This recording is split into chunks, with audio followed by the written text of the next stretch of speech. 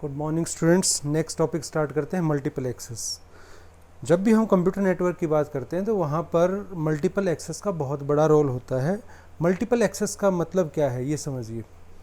जैसे सपोज करो एक टैक्सी किराए पर देते हैं, तो उसमें क्या है कि कोई भी जिसको टैक्सी यूज़ करनी होगी वो टैक्सी का यूज़ करेगा और उसके बाद उसको छोड़ देगा।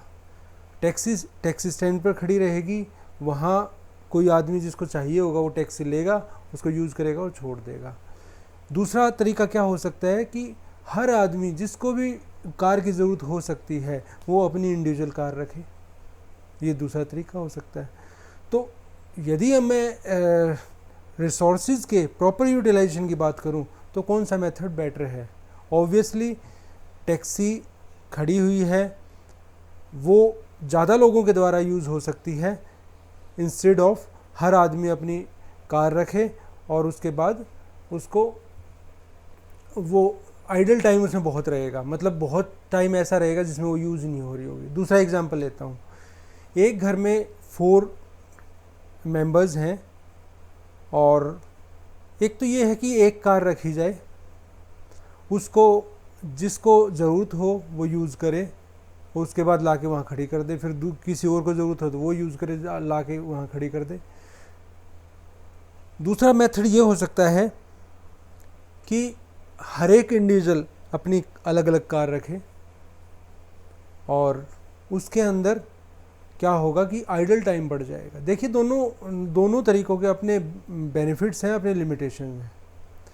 जब आप एक ही कार यूज़ कर रहे हैं तो हो सकता है उस टाइम एक मेंबर किसी काम के लिए गया हुआ कार को यूज़ कर रहा है, तो दूसरे मेंबर को भी रिक्वायरमेंट हो कार के यूज़ करने की, उसको होल्ड करना पड़ेगा तब तक जब तक कि वो कार वापस नहीं आ जाती। या एक पर्सन गया हुआ, जब वो वापस आया तब पता लगा 2 मेंबर्स को इकट्ठे ज़रूरत पड़ गई कार की, तो उस केस में भी। लेकिन साथ में हम ये भी कह सकते हैं कि यहाँ एडवांटेज क्या हुआ, उस कार का प्रॉपर यूटिलाइजेशन हो रहा है। यदि वो कार एक जगह खड़ी रहे, एक फैमिली मेंबर हैं और 4 गाड़ी खड़ी हुई हैं और एक टाइम में सपोज करो 2 फैमिली मेंबर हैं वो यूज़ करते हैं कार डेली, और उनमें से एक ऐसा है जिसको 10 दिन में एक बार ज़रूरत पड़ती है, और उनमें से एक ऐसा है उसको हो सकता है कि मंथ में एक बार ज़रूरत पड़ती हो।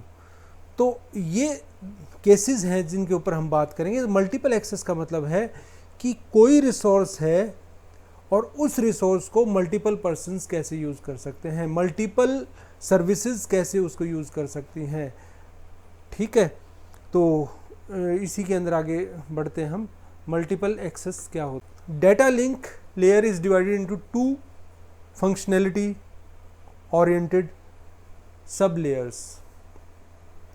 डेटा लिंक लेयर के 2 फंक्शन होते हैं, डेटा लिंक कंट्रोल और दूसरा है multiple access resolution. Multiple access resolution का मतलब क्या है कि किस तरीके से आप मल्टीपल एक्सेस को हैंडल करेंगे, वो काम है डेटा लिंक लेयर का। तो डेटा लिंक कंट्रोल की अभी हम बात नहीं करेंगे, हम इस टॉपिक में जो बात करेंगे वो मल्टीपल एक्सेस रिजोल्यूशन की बात करेंगे। मल्टीपल एक्सेस प्रोटोकॉल, जैसा कि हम पहले ही पढ़ चुके हैं, पहले ही मैं बता चुका हूं कि मल्टीपल एक्सेस क्या है। मल्टीपल एक्सेस का मतलब है सेम रिसोर्स को मल्टीपल पर्सन्स या मल्टीपल सर्विसेज के द्वारा यूज़ किया जाना, मल्टीपल डिवाइसेस के द्वारा यूज़ किया जाना, मल्टीपल नोड्स के द्वारा यूज़ किया जाना, दैट इज़ मल्टीपल एक्सेस। ठीक है, तो मल्टीपल एक्सेस प्रोटोकॉल बहुत सारे हैं, उनमें मेनली मैं 3 कैटेगरी में उनको डिस्ट्रीब्यूट कर सकता हूँ, उनको डिफ्रेंशिएट कर सकता हूँ। फर्स्ट है random access protocols. Random access protocol के अंदर अलोहा आ जाता है, CSMA, CSMA-CD, CSMA-CA। तो दूसरा है कंट्रोल्ड एक्सेस प्रोटोकॉल्स। पहला था रैंडम एक्सेस था, इसके अंदर ये 4 आ गए। उसके बाद कंट्रोल्ड एक्सेस प्रोटोकॉल, इसके अंदर क्या है, रिजर्वेशन, पोलिंग, टोकन पासिंग, उसके बाद चैनलाइजेशन प्रोटोकॉल, इसमें FDMA, TDMA और CDMA। 1 बाई 1 हम इन तीनों को पढ़ेंगे, इनके जितने प्रोटोकॉल हैं सबको पढ़ेंगे। इसके अलोहा भी फर्दर आप कैटेगराइज कर सकते हो, सिंपल अलोहा और स्लॉटेड अलोहा, तो इन चीज़ों को हम पढ़ेंगे। रैंडम एक्सेस, रैंडम एक्सेस या कंटेंशन मेथड्स क्या हैं? कोई भी स्टेशन सुपीरियर नहीं होता किसी दूसरे स्टेशन से, और किसी को भी दूसरे का कंट्रोल नहीं दिया जाता। ऐसा नहीं है एक स्टेशन दूसरे के कंट्रोल में है या एक सुपीरियर है उसको प्रायोरिटी दी जाएगी, ठीक है। तो डेमोक्रेसी लाइक सिस्टम होता है, आप ये कह सकते हो। डेमोक्रेसी में हर एक इक्वल होता है, लाइक उस तरीके से बोल सकते हो कि हर एक सेम है। नो स्टेशन परमिट्स और does not permit another station to send. कोई भी स्टेशन ऐसा नहीं होता कि दूसरे को परमिट करे या ना करे। परमिट देने वाला कोई है ही नहीं यहाँ, क्योंकि कोई भी कंट्रोलर नहीं है इसके अंदर, कोई कंट्रोल करने वाला नहीं है। कंट्रोल करना है तो खुद करना है, कैसे करना है वो आगे हम डिस्कस करेंगे। तो कोई भी स्टेशन ऐसा नहीं है जो बॉस बन के बैठ जाए और कहे कि हाँ भाई अब तू भेज, अब तू भेज, अब तू भेज, ऐसा कुछ नहीं है यहाँ। At each instance a station that has data to send uses a procedure defined by the protocol to make a decision on whether or not to send। अभी मैंने बोला ये डिसीजन लेने वाला कब डाटा भेजना है कब नहीं भेजना, ये वो खुद होता है, कोई भी स्टेशन खुद होता है।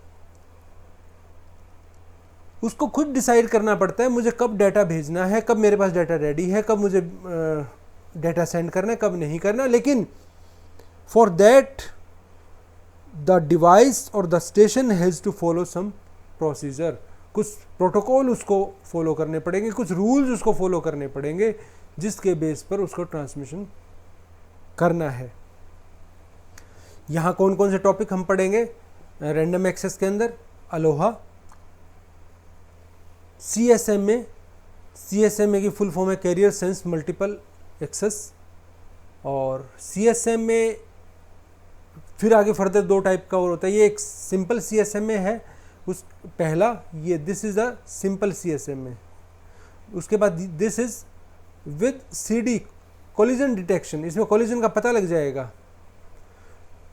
पहले के अंदर तो कुछ नहीं है ऐसा, दूसरे के अंदर पता लग जाएगा, और तीसरे के अंदर कोलिजन अवॉइड ही करना है आपने, ठीक है। तो इन चीज़ों के बारे में हम पढ़ेंगे अब।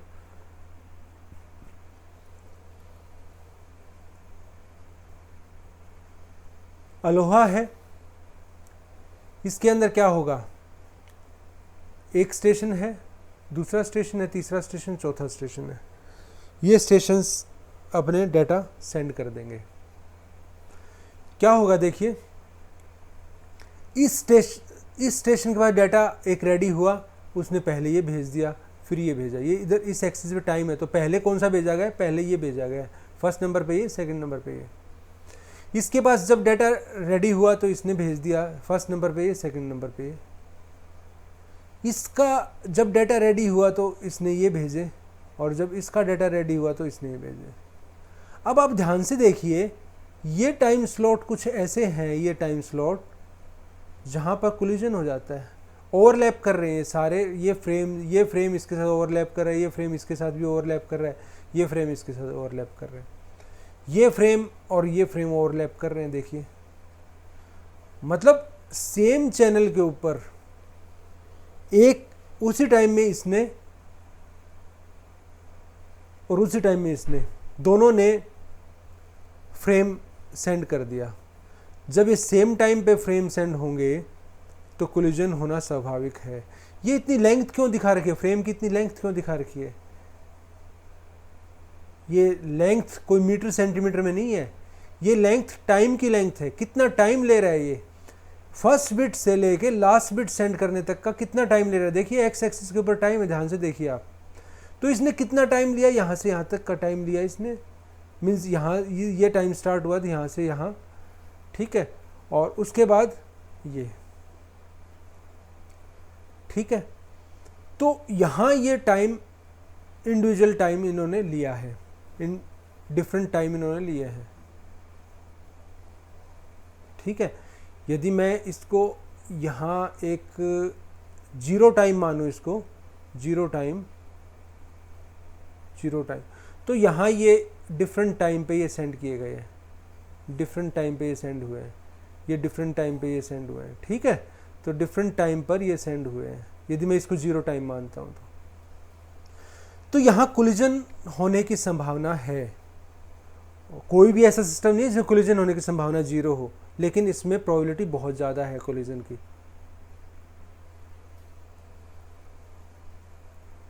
कुछ एब्रीवेशंस हैं, कुछ नोटेशंस हैं। के का मतलब है नंबर ऑफ अटेम्प्ट्स, कितने अटेम्प्ट करने हैं। ऐसा नहीं है, देखिए एक बार फेल होगा तो दोबारा भेजेगा, फिर फेल होगा तो दोबारा भेजेगा, एक्नॉलेज नहीं आएगा तो दोबारा भेजेगा, एक्नॉलेज नहीं आएगा तो दोबारा भेजेगा, एक्नॉलेजमेंट नहीं आएगा तो दोबारा भेजेगा। यदि स्टेशन ने कोई डाटा भेजा है, ये फ्रेम भेज दिया सपोज करो, और उसके पास एक्नॉलेजमेंट नहीं आया, तो क्या होगा, ये दोबारा भेजेगा। ठीक है, फिर नहीं आया तो फिर दोबारा भेजेगा। कितनी बार भेजना है, ऐसा थोड़ी है कि इनफाइनाइट टाइम्स रीसेंड करना है, तो कितनी बार भेजना है ये डिपेंड किस पे करेगा। कुछ प्रोटोकॉल में डिसाइडेड होगा कि मैक्सिमम नंबर डिफाइंड होगा, कुछ जिसको के मैक्स बोलते हैं, मैक्सिमम कितने अटेम्प्ट करने हैं। TP maximum propagation time, sender से रिसीवर तक पहुंचने में कितना टाइम लग सकता है मैक्सिमम। आपने सेंडर है और रिसीवर है, वहां से वहां तक जाने में कितना टाइम लग सकता है। Average transmission time for a frame, किसी फ्रेम का ट्रांसमिशन टाइम एवरेज क्या है। एवरेज ट्रांसमिशन टाइम, देखिए फ्रेम का कुछ टाइम होता है, देखिए यहाँ ये फ्रेम का टाइम है, किसी फ्रेम का कितना टाइम एवरेज है, एवरेज ट्रांसमिशन टाइम। तो और टी बी क्या है, बैक ऑफ टाइम। स्टार्ट करेंगे, station has a frame to send, स्टेशन के पास एक फ्रेम आ गया सेंड करने के लिए। के इज इक्वल टू, अभी एक भी अटेम्प्ट नहीं किया है तो वहां से अटेम्प्ट करेगा, सेंड द फ्रेम, फ्रेम को सेंड करेगा। Wait time out time means कितना टाइम वो वेट करेगा, रीसेंड करने से पहले वो कितना टाइम वेट करेगा, वो करेगा 2 TP तक, मीन्स जितना प्रोपेगेशन टाइम है। देखिए यहाँ से यहाँ मैसेज भेजा और उसके बाद यहाँ पे उसको रिसीव हुआ एक्नॉलेज, ये एक्नॉलेज रिसीव हुआ और ये मैसेज सेंड किया उसने। तो टोटल टाइम, यदि इस टाइम को सेंड करने में TP टाइम लगता है, तो यहाँ TP तो ये जाने में और TP ये बताने में कि भाई मुझे मिल गया मैसेज, तो 2 TP टाइम हो गया इसको पता लगने में। 2 TP का टाइम लगा, मैक्सिमम 2 TP टाइम तक वो वेट करेगा। यदि उसके पास एक्नॉलेजमेंट नहीं आया, इन द केस यदि ये ड्रॉप हो गया, मैसेज नहीं पहुंच पाया, तो एक्नॉलेजमेंट नहीं आएगा, रिसीवर एक्नॉलेजमेंट नहीं भेजेगा। एक्नॉलेजमेंट तभी भेजेगा जब उसको रिसीवर को मैसेज मिल गया, तभी भेजेगा वो, तो वो दोबारा से मैसेज सेंड करेगा। एक और बात, ऐसा नहीं होगा कि भाई मैसेज ही बीच में ड्रॉप हो सकता है, एक्नॉलेजमेंट भी ड्रॉप हो सकता है बीच में। तो दोनों संभावनाएं हैं, मैसेज भेज दिया, रिसीवर को मैसेज तो मिल गया, उसने एक्नॉलेजमेंट भेजा, वो एक्नॉलेजमेंट नहीं पहुंचा, स्टिल फिर भी ये क्या है, 2 TP टाइम के बाद दोबारा भेजेगा, क्योंकि सेंडर को नहीं पता, अभी ट्रांसमीटर को नहीं पता कि मैसेज रिसीव हो चुका है।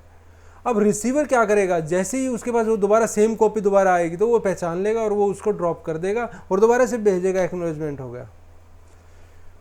अब क्या है, एक्नॉलेजमेंट रिसीव हुआ या नहीं हुआ। एक्नॉलेजमेंट इस टाइम में 2 TP टाइम में रिसीव हो गया तो क्या करेगा, सक्सेसफुल हो गया, इसका जो डाटा था वो सक्सेसफुल हो गया। और यदि नहीं हुआ तो क्या करेगा, वो एक चांस बढ़ा देगा, ऐड कर देगा, जो 0 चांस था अभी उसको फर्स्ट 0+1, मतलब अब नेक्स्ट अटेम्प्ट, एक अटेम्प्ट हो चुका, अब दूसरा अटेम्प्ट। अब क्या है, क्या के जो अब आपका के है वो के मैक्स से ज़्यादा हो चुका है, नहीं हुआ अभी, तो आप दोबारा ट्राई, हो चुका तो अबॉर्ट कर दो, फिर आपने और ट्राई नहीं करनी, फिर और ट्राई नहीं करनी। और यदि नहीं हुआ, अभी आपने मैक्सिमम चांस नहीं लिए हैं डाटा सेंड करने के, तो क्या करोगे आप, choose a random number r between 0 and 2 raised to power k minus 1। कोई भी एक रैंडम नंबर चूज करो r। वेट क्यों करवाया ये, कि हमें कुछ एक रैंडम टाइम पीरियड तक वेट करनी है। अब ऐसा नहीं है कि आप उसी टाइम भेजोगे या कैसे है, एक रैंडम टाइम पीरियड तक वेट करनी है। रैंडम मीन्स हो सकता है वो 1 सेकेंड हो, सेकेंड तो मैं ज़्यादा बोल रहा हूँ, हो सकता है वो 1 मिली सेकेंड हो, 10 मिली सेकेंड हो, 10 माइक्रो सेकेंड हो, 12 माइक्रो सेकेंड हो, 15 माइक्रो सेकेंड हो। तो कितना टाइम आपको वेट करना है, कितना टाइम आपको वेट करना है, तो वो यहाँ से डिसाइड होगा, एक रैंडम टाइम पीरियड। ये देखिए T B is equal to R into T P, मतलब ये क्या है, टी पी का मतलब प्रोपगेशन टाइम, टी बी का मतलब मैंने बताया बैक ऑफ टाइम, मीन्स दोबारा से आपने भेजने की ट्राई अब कब करनी है। आपको ये पता लग गया कि अब आपको चांस और ले रहे हो, आप दोबारा सेंड करने के लिए चांस ले रहे हो, लेकिन कितनी देर बाद, वो बैक ऑफ टाइम है कि आप कितनी देर के बाद चांस दोबारा लोगे। तो ये है प्योर अलोहा का एल्गो कैसे वर्क करता है, ये आप देख सकते हैं।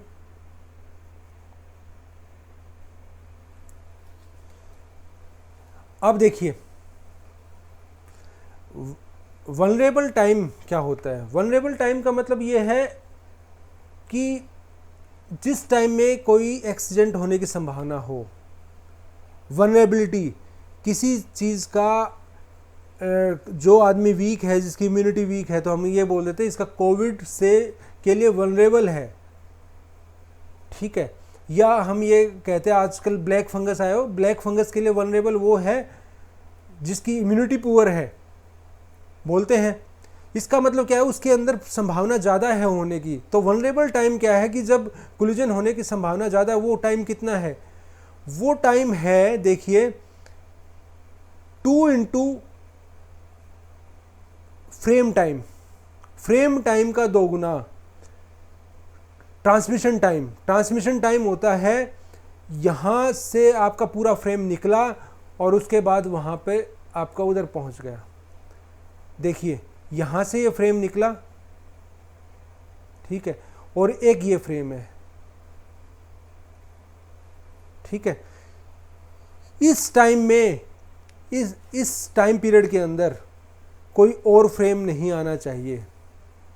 ये टाइम पीरियड और ये टाइम पीरियड, इस टाइम फ्रेम में कोई और फ्रेम नहीं आना चाहिए। क्यों, यदि आपने ये यहाँ भेज दिया और टाइम का फ्रेम यदि इतना है, तो क्या होगा कि यदि इस टाइम पीरियड के अंदर और कोई आ गया तो कोलिजन होगा ही होगा, ठीक है।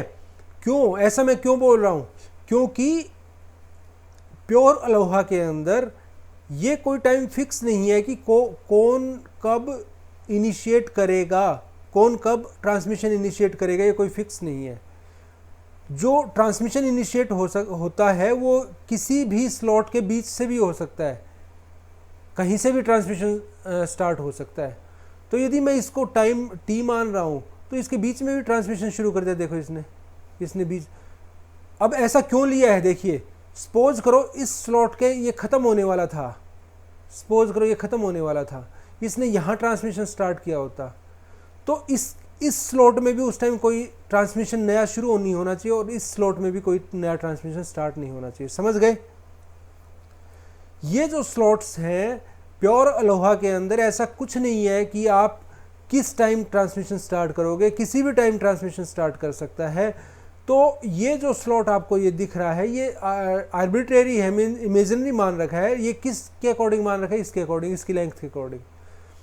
यदि ये यहाँ पे ट्रांसमिशन शुरू करता और यहाँ ख़त्म होता, तो ये आपका जो फ्रेम अगला था ये सेफ था, ये सेफ था।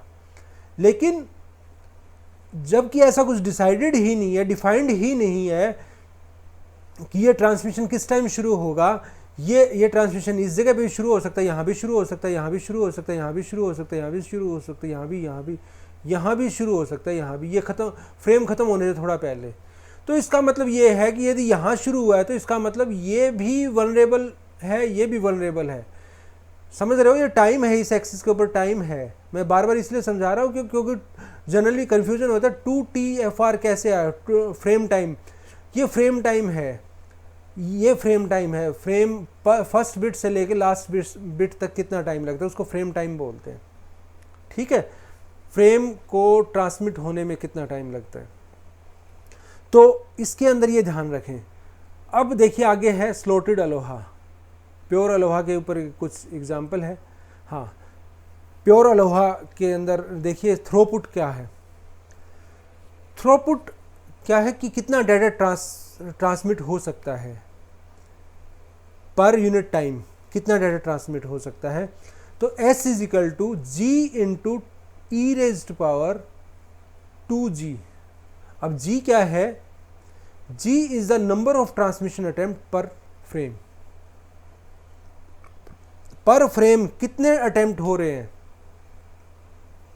पर फ्रेम यदि हाफ अटेम्प्ट हो, कहने का मतलब ये है कि पर फ्रेम यदि हाफ अटेम्प्ट हो, इसका मतलब क्या है कि एक अटेम्प्ट 2 फ्रेम के बाद हो रहा है। कहने का मतलब ये है इनडायरेक्टली, क्योंकि हाफ अटेम्प्ट कैसे हो सकता है, हाफ अटेम्प्ट तो हो ही नहीं सकता। आप कोई काम करने का अटेम्प्ट करते हो, हाफ अटेम्प्ट हो गया, नहीं हाफ अटेम्प्ट कैसे होगा भाई, हाफ अटेम्प्ट नहीं, न्यूमेरिकली ये हाफ है, न्यूमेरिकली इसकी वैल्यू हाफ है।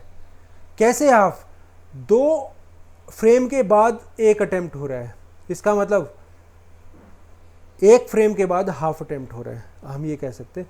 तो मैक्सिमम जो थ्रोपुट है वो तब होगी इसकी जब जो ट्रांसमिशन अटेम्प्ट है वो पर फ्रेम हाफ हो, या पर 2 फ्रेम वो एक अटेम्प्ट करता है, 2 फ्रेम के बाद वो एक अटेम्प्ट करता है, तब थ्रोपुट हाई होगी। अब आप ये कह सकते हो कि मैं तो अटेम्प्ट और भी लेट करूंगा, 3 फ्रेम के बाद करूंगा। हाँ कर लो, 4 फ्रेम के बाद अटेम्प्ट करो, कोई बात नहीं, करो।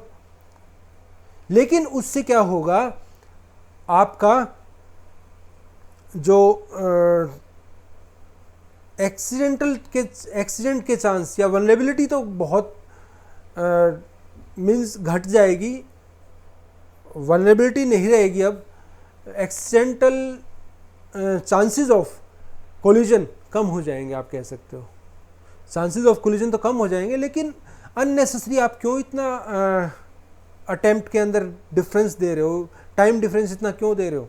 इससे क्या होगा, आपका जो चैनल है वो आइडल रहेगा। आइडल रहेगा तो क्या होगा कि थ्रोपुट कम आएगी। ऑब्वियस सी बात है, थ्रोपुट का मतलब है पर यूनिट टाइम आप कितना ट्रांसमिट कर पा रहे हो।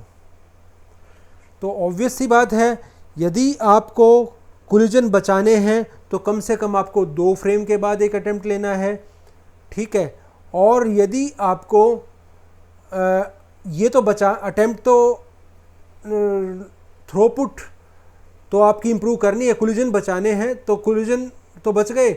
और उसके बाद क्या है कि साथ में आपको अपना चैनल का आइडल टाइम भी कम रखना है। आइडल टाइम कम रखना है तो इसका मतलब थ्रोपुट अटेम्प्ट जो है वो 2 फ्रेम के बाद होना चाहिए। इससे ज़्यादा आप गैप दोगे तो आइडल टाइम बढ़ जाएगा। आइडल टाइम बढ़ जाएगा तो जो एफिशिएंसी है वो डाउन आ जाएगी, थ्रोपुट डाउन आ जाएगी। ये कुछ एग्जांपल हैं इसके। स्लॉटेड अलोहा, बहुत अच्छा अरेंजमेंट इसके अंदर कर दिया कि एक फ्रेम का हम जितना टाइम मानते थे, मैक्सिमम टाइम एक फ्रेम का जितना मानते थे, हमने उतने स्लॉट्स बना दिए, इस टाइम के स्लॉट्स। वहाँ तो मैंने कहा था आर्बिट्रेरी है, देखो ये हमने वैसी डॉटेड लाइन कर रखी थी। लेकिन यहाँ हमने क्या है, ये बोल्ड लाइन से, ये डायग्राम में ही है, ऐसा मत समझना कि वहाँ पे ऐसे पर्टिकुलरली ऐसे बोल्ड लाइन खींची होंगी, ऐसा कुछ नहीं है। ये सब कुछ सारा पेपर पे ही हो रहा है आपका। अदरवाइज वहाँ क्या है, वहाँ तो सारा टाइम की फॉर्म में चल रहा है। वहाँ सब जो चल रहा है वो टाइम की क्लॉक के अकॉर्डिंग चल रहा है, टाइम के अकॉर्डिंग चल रहा है वहाँ सब कुछ। तो क्या होगा कि यहाँ कुछ टाइम इंटरवल आएंगे, वो टाइम इंटरवल फिक्स कर दिए। सपोज करो ये 1 मिलीसेकंड था, अब यहाँ 1 मिलीसेकंड के ब्लॉक्स आएंगे। सपोज करो एक फ्रेम का जो ट्रांसमिशन टाइम है वो 1 मिलीसेकंड था, तो अब यहाँ क्या होगा, 1 मिलीसेकंड के फ्रेम्स आएंगे, टाइम फ्रेम्स आएंगे, टाइम स्लॉट्स आएंगे, आप कह सकते हो स्लॉट्स, टाइम स्लॉट्स आएंगे। अब इन टाइम स्लॉट्स के अंदर क्या होगा, इन टाइम स्लॉट्स के अंदर यदि किसी के पास डाटा रेडी हो गया, और सपोज करो जब डाटा रेडी हुआ वो इस जगह पे था, वो टाइम इतना हुआ था उस टाइम, तो वो अब ऐसा नहीं है, पहले तो प्योर अलोवा में तो जैसे ही डाटा रेडी हो उसने ट्रांसमिट कर दिया, ऐसा अब यहाँ नहीं है, ऐसा नहीं है। जैसे ही उसका फ्रेम रेडी हुआ तो क्या होगा कि वो वेट करेगा, कहाँ तक वेट करेगा, यहाँ तक वेट करेगा, जब तक अगला स्लॉट शुरू नहीं होता वो तब तक वेट करेगा,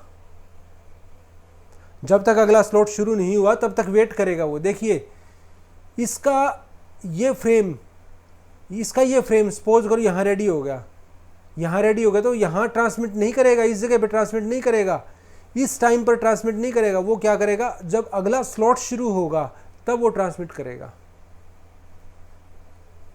अब इसका एडवांटेज क्या हुआ और लिमिटेशन क्या हुआ, पहले तो क्या हुआ, पहले तो क्या हो रहा था, यदि इनका कोलिजन हो रहा है तो कुछ बिट्स का कोलिजन हो रहा था, लेकिन फ्रेम तो पूरा ही डिस्ट्रॉय हो गया ना, फ्रेम तो पूरा ही डिस्ट्रॉय हो गया, तो इसका कोई बेनिफिट नहीं था कि हमने आधा फ्रेम बचा लिया जी, हमने 75% फ्रेम बचा लिया, ऐसा इसका कोई फ़ायदा नहीं था, कोई यूज़ नहीं था इसका। तो क्या है, यहाँ फ्रेम यदि डिस्ट्रॉय होगा तो पूरा होगा, और यदि बचेगा तो पूरा बचेगा। वहाँ क्या हो रहा था प्योर अलोहा में, हो सकता है वो 10% ही डिस्ट्रॉय हो, लेकिन 10% डिस्ट्रॉय होने के बाद 90% हमारे किसी यूज़ का ही नहीं है वो फ्रेम, तो इसका मतलब डिस्ट्रॉय वो पूरा ही हो गया। तो यहाँ क्या होगा, फ्रेम जो ओवरलैप करेंगे वो 100% ओवरलैप करेंगे या बिल्कुल नहीं करेगा, या तो 100% ओवरलैप करेंगे या बिल्कुल नहीं करेगा। वहाँ की तरह नहीं है कि 10% कर गया, 20% कर गया, 15% कर गया, 5% कर गया, ऐसा नहीं है, या 70% कर गया। वहाँ प्योर अलोहा में ऐसा था, यहाँ ऐसा नहीं है, यहाँ करेगा तो 100% ओवरलैप करेगा, अदरवाइज बिल्कुल नहीं करेगा। अब इसका डाटा यहाँ रेडी हो गया था और इसका डाटा यहाँ रेडी हो गया था, दोनों ने क्या किया, अगले स्लॉट का वेट किया, और जैसे ही स्लॉट आया इन्होंने डाटा ट्रांसमिट कर दिया। ट्रांसमिट करते ही क्या हो गया, कोलिजन हो गया, होगा कोलिजन। इसका ये फ्रेम यहाँ रेडी हो गया था और इसका जो फ्रेम है वो यहाँ रेडी हो गया था, इन्होंने क्या किया, एक टाइम पे ट्रांसमिट किया, होगा कोलिजन। ये इस टाइम में क्या है, ये अकेला है, इस टाइम में ये अकेला, इस टाइम में ये अकेला है। तो बेनिफिट क्या हुआ इसके अंदर कि जो कोलिजन के चांस हैं वो कम हो गए, कोलिजन के चांस कम हो गए as compared to pure ALOHA. Pure ALOHA के अंदर कोलिजन के चांस ज़्यादा थे। आपको वनरेबल टाइम पीरियड उसमें कितना था, 2 double of transmission time of a frame, double of transmission time of a frame.